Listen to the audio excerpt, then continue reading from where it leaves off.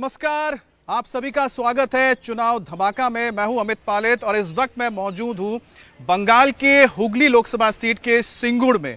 अब सिंगुर जो है बंगाल के सियासत का एक बहुत अहम हिस्सा रहा है, क्योंकि सिंगुर वो जगह है जहां पर किसान आंदोलन हुआ और इसके अलावा नंदीग्राम में किसान आंदोलन हुआ और इसी से जो लहर उठी उस लहर ने ममता बनर्जी को उस जगह पहुंचा दिया जहां आज वो काबिज है और सफाया कर दिया यहां से कम्युनिस्ट पार्टी का। बहरहाल 2019 की बात की जाए तो हुगली सीट पर बीजेपी ने जीत हासिल की थी। मौजूदा सांसद है लॉकेट चैटर्जी और उनको इस बार टक्कर दे रही है रचना बनर्जी। जानी मानी कलाकार है, दीदी नंबर 1 का शो भी करती है। यहाँ के हालात के बारे में बताएंगे, मूड के बारे में बताएंगे, लेकिन आपको मैं बता दूं कि आज बंगाल की जो 7 सीटों में चुनाव हो रहे हैं उस पर अगर मैं बात करता हूँ कितने परसेंट वोटिंग हुई है तो जबरदस्त वोटिंग देखने को मिला है। लगभग 50 से 55% वोटिंग हो चुकी है। सबसे ज्यादा हुगली के साथ सटी हुई सीट है यहाँ पर आरामबाग, वहां 55% से ज्यादा वोटिंग हो चुकी है और जब तक खत्म होगा तो आप देखिएगा जो आंकड़ा होगा यहाँ का एवरेज निकलेगा वो करीब 65% निकलेगा।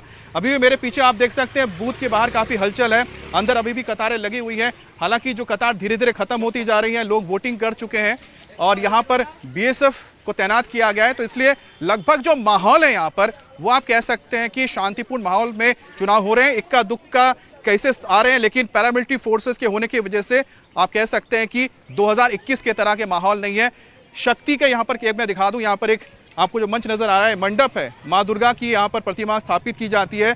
तो हुगली जिले में भी इस बार 2 शक्तियों के बीच की टक्कर है, एक तरफ रचना बनर्जी है, दूसरी तरफ लॉकेट चैटर्जी। अगर देश की बात करते हैं तो आज 6 जो प्रदेश हैं और साथ ही 2 केंद्र शासित प्रदेशों के 49 सीटों पर वोटिंग हो रही है।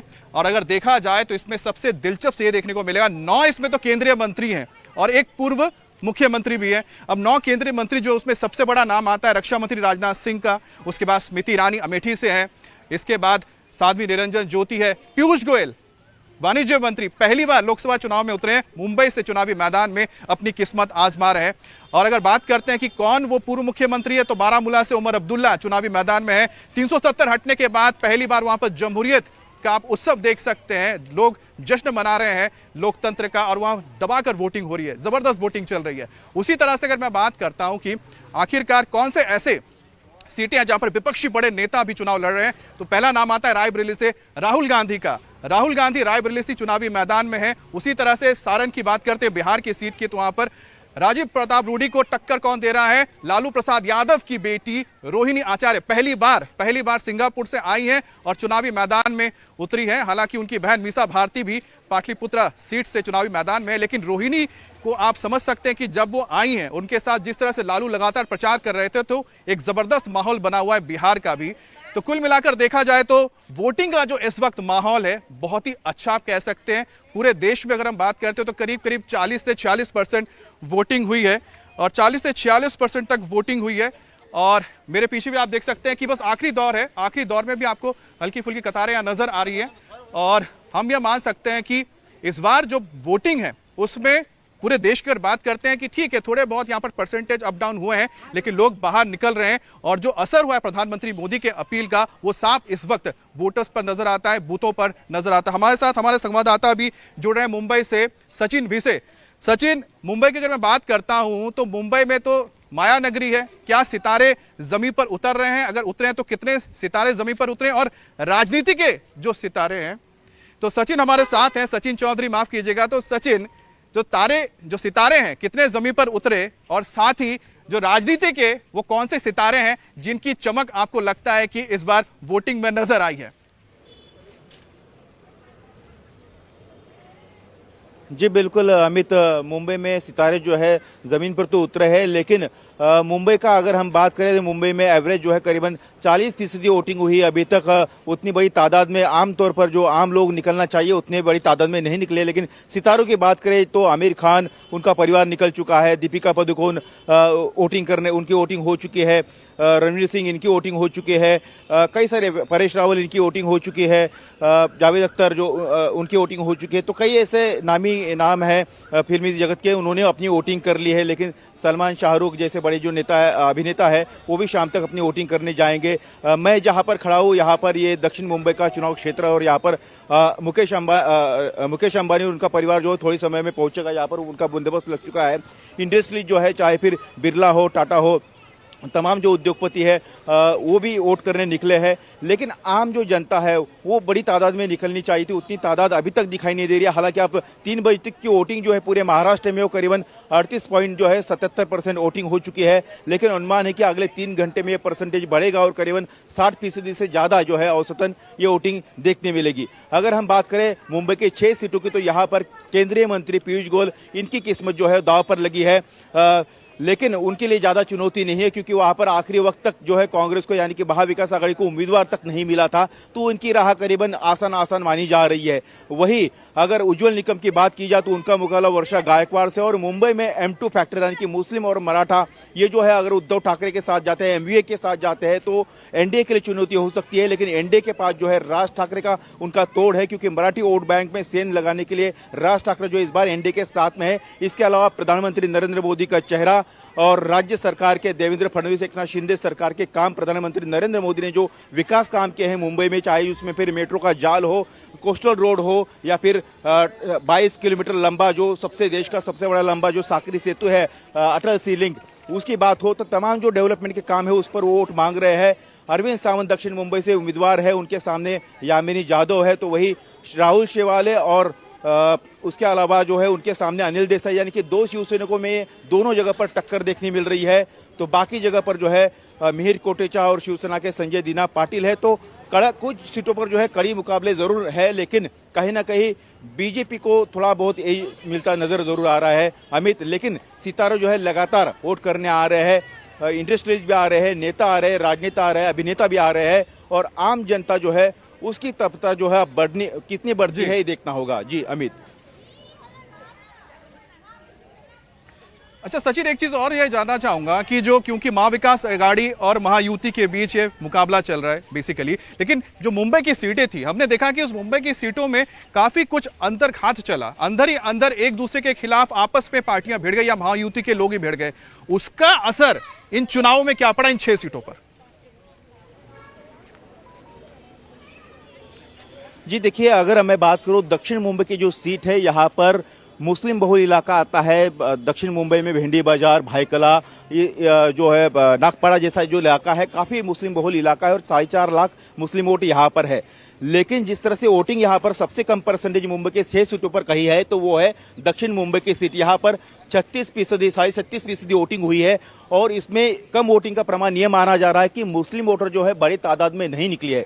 बीजेपी और एकनाथ शिंदे की शिवसेना और उद्धव ठाकरे की शिवसेना ने अपना वोट बैंक निकाल लिया है, लेकिन जो कांग्रेस का वोट बैंक था, परंपरा का जो मुस्लिम वोट बैंक जिसे माना जाता है, वोट बैंक जो है कहीं ना कहीं बाहर निकलता हुआ नहीं नजर आ रहा है। वही बात बिल्कुल। अगर हम उत्तर मध्य मुंबई की बात करें, वोटिंग हो चुकी है और मुझे लगता है थोड़ी देर में वोटिंग कंप्लीट हो जाएगी। उसके बाद तो इंतजार करना होगा 4 जून का, जिसके बाद पिटारा खुलेगा और पता लगेगा कि आखिरकार माया नगरी का नया सितारा कौन होगा, उन 6 सीटों के नए सितारे कौन होते हैं। बहरहाल उत्तर प्रदेश, जी हां, उत्तर प्रदेश बहुत महत्वपूर्ण इसलिए हो जाता है क्योंकि आज जो वोटिंग हो रही है, जिसमें अमेठी भी है, रायबरेली भी है। रुचि हमारे साथ जुड़ी हुई है। रुचि, 2 बहुत ही हाई प्रोफाइल सीट है, लखनऊ से राजनाथ सिंह भी चुनावी मैदान में है। सभी सीटों का हाल जान सकते हैं आपसे, लेकिन सबसे इंटरेस्टिंग तो है, एक तरफ है अमेठी और रायबरेली। क्या राहुल गांधी को वही प्यार मिल रहा है जो सोनिया गांधी को इतने सालों से मिलता आ रहा है? देखिए, इसका जवाब तो जब रिजल्ट आएगा तभी आपको सही जवाब तब पता चल पाएगा। लेकिन अगर आप रायबरेली जाएंगे और आप अगर अमेठी आएंगे, तो अमेठी में जिस तरह से 2019 में राहुल गांधी चुनाव हारे थे और सोनिया गांधी वहां से रायबरेली से चुनाव जीती थी, तो वहां आपको सोनिया गांधी, ये शिकायत है लोगों की कि सोनिया गांधी इन 5 सालों में रायबरेली नहीं आई। ये हुआ कि उनकी तबीयत ठीक नहीं है, स्वास्थ्य ठीक नहीं है, तो लोगों को उसको लेकर शिकायत थी। लेकिन रायबरेली में आपको यूपी में एक ऐसी सीट मिलेगी जहां कहीं ना कहीं आपको जो जनता है उसका सॉफ्ट कॉर्नर गांधी फैमिली के लिए दिखाई देगा, क्योंकि फिरोज गांधी से जो सिलसिला शुरू हुआ था, 2 बार वो वहाँ के एमपी रायबरेली के रहे, फिर 3 बार इंदिरा गांधी रही, फिर सोनिया गांधी 5 बार से वहाँ सांसद थी। तो एक तरह का लोग, हालांकि शिकायत भी है, वो भी शिकायत करते हैं कि आई नहीं, लेकिन तब भी आपको थोड़ा सॉफ्ट कॉर्नर मिलता है और उसका फ़ायदा शायद राहुल गांधी को मिलेगा। और जिस तरह से प्रियंका गांधी ने, हालांकि सभी चुनाव में वो कैंपेन रायबरेली और अमेठी की प्रियंका गांधी ही संभालती रही हैं, लेकिन इस बार जिस तरह से राहुल गांधी के लिए उन्होंने प्रचार किया है, नुक्कड़ सभाएं किए हैं, रोड शो किया है, फिर जो एक संयुक्त सभा जॉइंट रैली हुई थी अखिलेश यादव, जिसमें सोनिया गांधी भी थी, जिसमें राहुल गांधी भी थे, जिसमें प्रियंका भी थी, तो कांग्रेस को लग रहा है कि उनका जो वर्कर है, उनका जो वोटर है, जिसमें जोश की कमी थी वो जोश आ गया है। तो रायबरेली में कांग्रेस को बहुत ज्यादा उम्मीद है कि 2019 में जीते थे, अब दोबारा जीतेंगे, लेकिन बीजेपी कह रही है कि जो काम है सरकार के वो बीजेपी को जीत दिलाएंगे। जी बिल्कुल रुचि, जैसा आप बता रही हैं कि अब सोनिया गांधी, इंदिरा गांधी, अब राहुल गांधी, तो हम देखना होगा कि 4 जून को जब पिटारा खुलता है तो वो प्यार, वो लाड नजर आता है या नहीं आता है। फिर तो अमेठी की तस्वीर तो हमने पहले देख ही ली है, 2019 में आखिरकार वहां पर क्या हुआ था। बहरहाल झांसी में क्या चल रहा है, शोएब के पास चलते हैं। शोएब, झांसी मतलब कि बुंदेलखंड का जो पूरा क्षेत्र पड़ता है, बीजेपी ने चाहे वो विधानसभा चुनाव हो या लोकसभा चुनाव हो, इसमें पिछले चुनाव को देखा जाए तो बीजेपी ने जबरदस्त यहां पर गेन किया था। 2024 के इस रण में झांसी की भूमि या बुंदेलखंड की भूमि क्या कहती है? बिल्कुल, देखिए, सबसे पहले तो झांसी के जो वोटर हैं उनकी तारीफ करनी होगी, क्योंकि आज सबसे गर्म दिन रहा। हम ये कह सकते हैं कि सबसे गर्म जो इलाका है वो आज झांसी भी रहा उत्तर प्रदेश के शहरों में, लेकिन तब भी वोटरों का जो उत्साह है हमें दिन भर नजर आया। 4 बज चुके हैं अब चूंकि, लेकिन अभी भी हम ये देख रहे हैं कि ऐसा नहीं है कि जो वोटर है वो बिल्कुल यहाँ सन्नाटा पसर गया हो, इक्का दुक्का ही सही, लेकिन अभी भी वोटर यहाँ पर निकल रहे हैं। लू चलती रही, उसके बावजूद भी लोग वोट डालने के लिए यहाँ पर आते रहे। जहां तक अगर इस सीट के समीकरण की बात है तो इस सीट के समीकरण को हम देखते हैं तो नजर ये आता है कि 2019 में बड़ी आसानी से बीजेपी ने इस सीट को हासिल किया था। 3 लाख से भी ज्यादा जो वोट है उसके अंतर से बीजेपी ने इस सीट को जीता था, और इसीलिए बीजेपी को यह भी लग रहा है कि 24 में भी उसी तरह की जो जीत है वो हासिल करने में कामयाब होगी। और सीधा जो फैक्टर है हमें जो नजर आया यहाँ पर, वो मोदी फैक्टर बीजेपी के लिए काम करता नजर आया। कई लोगों से हमारी बात हुई, वो स्थानीय जो सांसद है यहाँ के अनुराग शर्मा और चुनाव भी लड़ रहे हैं, उनको लेकर कुछ स्थानीय लोगों में नाराजगी हो सकती है, लेकिन मोदी के नाम पर फिर वो एकजुटता दिखाते नजर आते हैं। वहीं जहां गठबंधन के उम्मीदवार, इंडिया गठबंधन के उम्मीदवार की बात करते हैं तो प्रदीप जैन, वो सांसद भी रह चुके हैं, केंद्र में मंत्री रह चुके हैं, लेकिन पिछले 10 सालों से हम लगातार देखते हैं इस सीट को या इस पूरे इलाके को, जब से नरेंद्र मोदी प्रधानमंत्री बने तब से 14 और 19 में कहीं ना कहीं इस पूरे इलाके में बीजेपी का दबदबा नजर आया। ऐसे में इंडिया गठबंधन किया कि शायद गठबंधन के इस वक्त जो कैंडिडेट है प्रदीप जैन आदित्य 2009 में केंद्रीय मंत्री थे, 2014 में लेकिन चुनाव हार गए। एक बार फिर से वो किस्मत आजमा रहे हैं 2024 में। अब देखना होगी क्या वहां की जनता एक बार फिर से कमल को चुनती है या फिर हाथ के साथ वो आगे बढ़ते हैं। लेकिन मैं आपको बता दूं, सिंगूर के इस पोलिंग बूथ पर आप देखिए कि अभी भी बहुत ही बुजुर्ग, आप देखिए कि उनको यहाँ पर मदद के साथ ले जाया जा रहा है। तो ये बताता है कि वोटिंग का जज्बा क्या होता है। देखिए, शायद वो बीमार है लेकिन उसके बावजूद वोट करने आई है, काफी बुजुर्ग महिला है, और इनको मदद करके देखिए आगे वोटिंग बूथ तक ले जाया जा रहा है। ये जो तस्वीर आती है यही खुशी देती है कि किस तरह से जो वोटर्स हैं वो जागरूक हैं। इसीलिए जो भी वोटर्स अभी तक घर से बाहर नहीं निकले हैं, इंडिया टीवी की अपील है, घर से बाहर निकलिए, आखिरी वक्त चल रहा है, धूप भी धीरे धीरे कम हो रही है, वोटिंग कीजिए। साथ ही हमारे जुड़ गए हैं मंजूर। बारामूला की जो तस्वीर है बहुत खुशी देने वाली है। मैं भी यहां से तस्वीरें दिखा रहा था कि लोगों के अंदर क्या जज्बा है। हम कह सकते हैं या पूछ सकते हैं, कश्मीर में बारामूला में वोटर्स का हाउस द जोश।